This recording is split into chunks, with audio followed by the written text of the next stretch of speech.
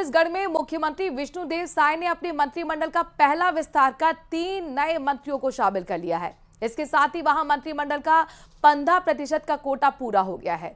इस घटनाक्रम के बाद अब राजस्थान की राजनीति में भी हलचल बढ़ गई है, क्योंकि माना जा रहा है कि मुख्यमंत्री भजनलाल शर्मा जल्द ही अपने मंत्रिमंडल का विस्तार कर सकते हैं।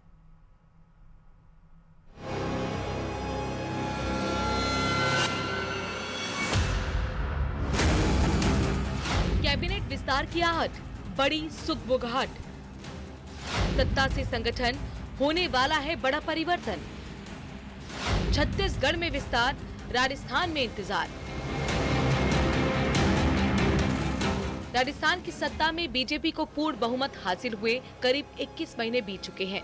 इस दौरान कई बार मंत्रिमंडल विस्तार की अटकलें लगती रहीं, लेकिन फैसला टलता रहा। अब छत्तीसगढ़ के ताजा कदम ने राजस्थान में सियासी चर्चाओं को और हवा दे दी है, खासतौर पर तब जब मुख्यमंत्री भजनलाल शर्मा पिछले 23 दिनों में 3 बार दिल्ली का दौरा कर चुके हैं। माना जा रहा है कि इन दौरों में उन्होंने पार्टी आलाकमान से मंत्रिमंडल विस्तार को लेकर चर्चा की है। भजनलाल सरकार का मंत्रिमंडल का विस्तार जल्द होगा। देखिए, जब 1.5 वर्ष पहले राजस्थान, मध्य प्रदेश और छत्तीसगढ़ में एक साथ चुनाव हुए और उनके परिणाम आए और तीनों राज्यों के अंदर भारतीय जनता पार्टी की सरकार बनी, तब भारतीय जनता पार्टी ने एक प्रयोग किया था कि जितने भी पुराने जो नेता थे उन सबको उन्होंने पीछे ढकेलते हुए नए पीढ़ी के नेताओं को वो सामने लाए और जिन्हें मुख्यमंत्री बनाया। उन्हीं में मोहन यादव मध्य प्रदेश के मुख्यमंत्री बने, भजनलाल शर्मा राजस्थान के मुख्यमंत्री बने और विष्णुदेव साय जो छत्तीसगढ़ के मुख्यमंत्री।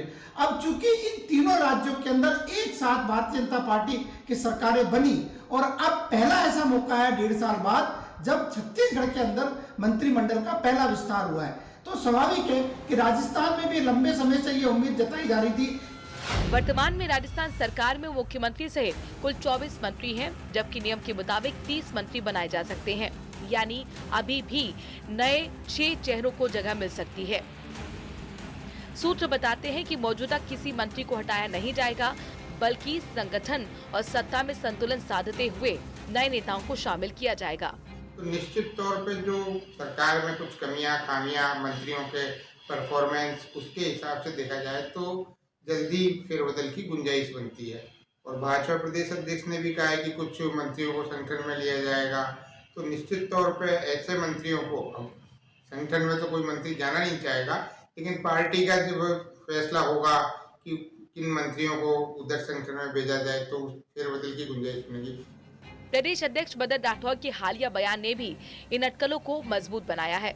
उन्होंने कहा था कि कई मौजूदा मंत्रियों को संगठन में लिया जा सकता है और नए चेहरों को सरकार में शामिल किया जा सकता है, यानी पार्टी अब सत्ता और संगठन दोनों को संतुलित करने की दिशा में कदम आगे बढ़ा रही है।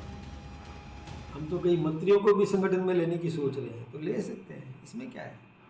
हमारे यहाँ से भी कहीं जा सकते हैं, कहीं उधर से भी हम ले सकते हैं। ये तो हमारे संगठन सर्वोपरि है, संगठन सत्ता बनाता है, इसलिए सत्ता में किसकी जरूरत होगी तो उसको सत्ता में भेजेंगे। हमारे यहाँ तो सिपाही है, हमारा कार्यकर्ता तो सिपाही है, कहीं भी भेजो वहाँ काम करेगा।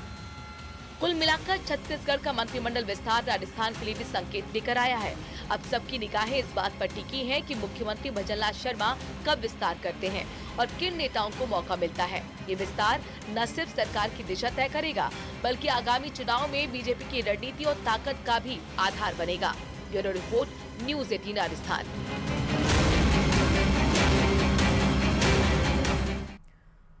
दौसा से बड़ी